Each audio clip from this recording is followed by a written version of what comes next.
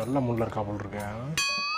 கேட்டாலும் சண்டைக்கு வரும், கேட்காம போனா ஏன் கேட்கலான்னு சண்டைக்கு வருவா. மூஞ்சி ஏன் பிடிச்சிருக்கேன், நான் ஒண்ணுமே பண்ணலையே நானு. என்னம்மா சரி தெரியாம ஏதாவது பண்ணிருப்பேன் நான். ஏதாவது என்னங்க தெரியாம ஏதாவது பண்ணாலும் பண்ணிருப்பேன் நான். ஏதாவது என்னங்க வேணும் உங்களுக்கு? இல்ல நான் கூட டீ போடுறேன். சாப்பிடுறதா வேணுமா? சாப்பிடுறது பாப்பா ஆகி போயிருச்சா? இல்ல அதெல்லாம் இல்ல. என்னங்க வேணும் உங்களுக்கு? டெல்லா இருக்கியே. டல்லா எனக்கு ஒரு மாறு இருக்குங்க. நான் இது இல்ல நீங்கெல்லாம் ஒண்ணும் இல்லங்க. அப்புறம் என்னம்மா என்னன்னு சொல்லு.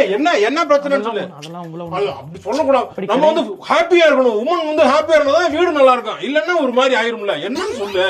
உன் பிரச்சனை எதுனாலும் சொல்லு. அப்படி அதுக்குள்ள டக்கு எல்லாத்தையும் சால்வ் பண்ணி கொடுத்துருவேன். சால்வ் பண்ணி கொடுத்துறேன் நானே. இல்லங்க நான் அது பேசக்கூடாதுன்னு தான் இருந்தேன். சரி ஆனா எனக்கு மனசுக்குள்ள இது மட்டுமே ஓடிட்டே இருக்கு. என்னதான் பண்றது? ஒரு வெளியே சொல்லிடு. இல்லங்க காலையில சமைக்கணும்னு காலையில டீ போடுறதுக்கு உள்ள வந்தேன்னா காலையில டீ போட்டு காலையில டிஃபன் பண்ணி அதுக்கப்புறம் மதியம் இன்டர்வல் கேப்ல ஒரு 2 நிமிஷத்துல போயிட்டு துணி துவைக்கிற மாதிரி இருக்கு. மிஷின்ல தான் துவைக்கிறோம். இருந்தாலும் அதுல எடுத்து போட்டு காய போடணும்ல. அதை எடுத்து பண்ண வேண்டியதா இருக்கு. அதை முடிச்சுட்டு பாக்குறதுக்குள்ள மதிய சமையலுக்கு ரெடி பண்ண வேண்டியதா இருக்கு. மதிய சமையல போய் பார்த்து மதிய சாப்பாடெல்லாம் பண்ணி முடிச்சு சாப்பிட்டு தட்டெல்லாம் கழுவி வைக்கிறதுக்கு 4 மணி ஆயிருது.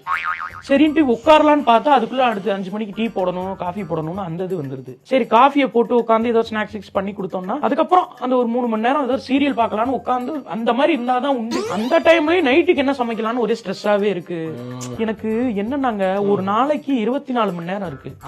அதுல நியர்லி ஒரு 14 ஹவர்ஸ் கிட்ட எனக்கு வந்து சமையல் கட்டிலேயே போற மாதிரி தோணுதுங்க. சமையல் கட்டில தான் போகுது. சரி சரி இப்படியே போச்சுன்னா அப்ப நம்ம எதுக்கு படிக்கணும்? அப்ப நம்ம ஒரு இடத்துல வேலை எல்லாம் பார்த்தேன் நான் கல்யாணத்துக்கு முன்னாடி. அப்ப அந்த எக்ஸ்பீரியன்ஸ் எல்லாம் எதுக்கு? அப்ப எதுக்கு கடவுள் நம்ம கொடுத்தாரு? இப்ப ஏதோ ஒண்ணு விட்டுட்டு நம்ம இங்க இருக்கமா? சரி அப்ப நம்ம வேலைக்கு போயிடலாமா அப்படின்னு தோணுதுங்க. வேலைக்கு போற தோணுச்சுன்னா போமா.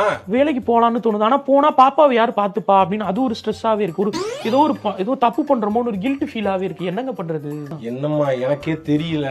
ஏதோ காசு வருதுன்னு வேலைக்கு போக ஆரம்பிச்சேன். அப்படியே போயிட்டு இருக்கேன். இன்னொரு கொஞ்சம் இன்கிரிமெண்ட் வருது, இந்த வேலை பார்த்தா கொஞ்சம் இன்கிரிமெண்ட் வரும் அப்படின்னு பார்த்து போறேன். இன்னும் 5 வருஷத்துல என்ன ஆக போறேன்னு தெரியல. அது வரைக்கும் சேவிங்ஸ் பண்ணி வைப்போம்னு காசை ஏதாவது சேர்த்து எங்க சேவ் பண்ணலாம், எதுல இன்வெஸ்ட் பண்ணி வைக்கலாம்னு தெரியல. அதுக்குள்ளயும் என்னென்னமோ நடந்துகிட்டு இருக்கு. எனக்கே குழப்பமா இருக்கமா. என்னங்க நீங்க தான் குடும்ப தலைவர், நீங்க தெளிவா இருப்பீங்கன்ற தைரியத்துல உங்கள்ட்ட வந்து கேட்டேன். எவன் சொன்னா? நான்